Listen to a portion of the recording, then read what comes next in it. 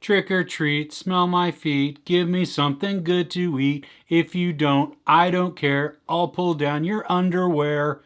Yeah, that's pretty immature, right? Well, hey, I'm talking about Hubie Halloween, the new movie from Adam Sandler that's a Netflix original and it's playing now, so it kind of fits.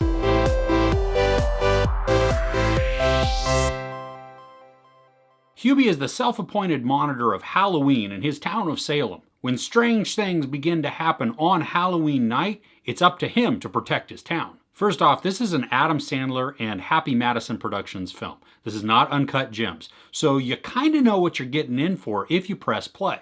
Adam Sandler feels a little bit like he's coming out of The Waterboy, like this is Pumpkin Edition, because he's got just this really big, bad accent and he kind of mumbles through some of his words. Sometimes it's a little hard to understand him, and other times it comes across pretty clear. He plays a klutzy, kind of geeky guy that seems to be picked on by pretty much everybody. He's not a bad guy and he's not actually dumb. He's just really kind and nice and gentle, and he really has the best interest for his town and just his community. There's a ton of sophomoric humor in this. I mean, it's what to be expected. It really is like any of the Happy Madison Production movies, where you know exactly what you're going to get, like I said before, that you're going to get penis jokes, you're going to get sex jokes, you're going to get just off-color humor. You're also going to get a ton of sight gags, and some of those work. Some of them I appreciate what they were doing. Some of them got to be just really repetitive. There are multiple scenes throughout the movie where Adam Sandler is riding his bike through the town,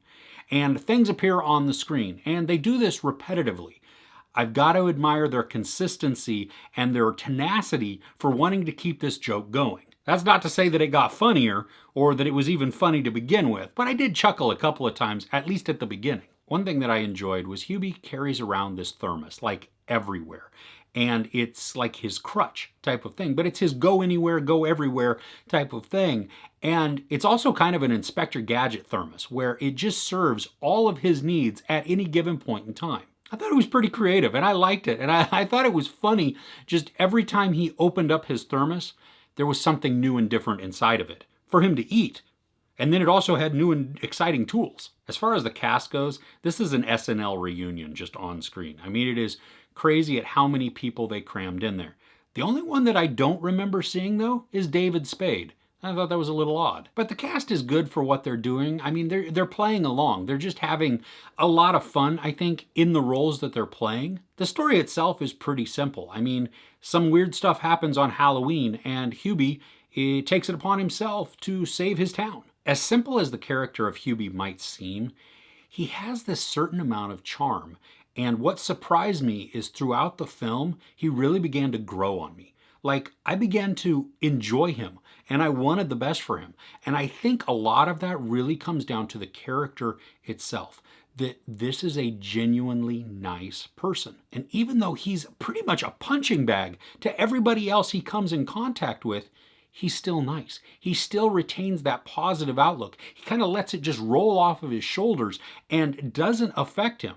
Now, maybe he goes and cries himself to sleep at night, but I don't get that sense either. The pace of the movie's okay, but I think it's about 15 minutes too long. There are some scenes where I appreciate the little bit of humor that they're putting in there, or some of the sight gags, or even just the introduction of a character, but ultimately it didn't serve an entire purpose. So it could have been cut, and I think it would have helped out the pace a little bit, because some of these moments felt very unnecessary. So this is absolute ridiculousness, but it's also kind of fun.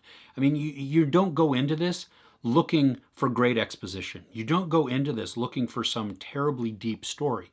You turn on this movie to be mildly entertained, to get some chuckles, to watch some people do some dumb stuff, and to hopefully see Adam Sandler do something weird or odd and then make you snort. Is this going to be a blockbuster? No, but I really do think that anybody who chooses to watch this, you know what you're going into.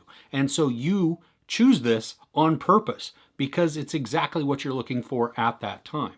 And I think at that point, you can have a good amount of fun with it. Through the credits, they do some outtakes, and right before that, even as they're doing the credits themselves, we get to see Adam Sandler scream in different scenes.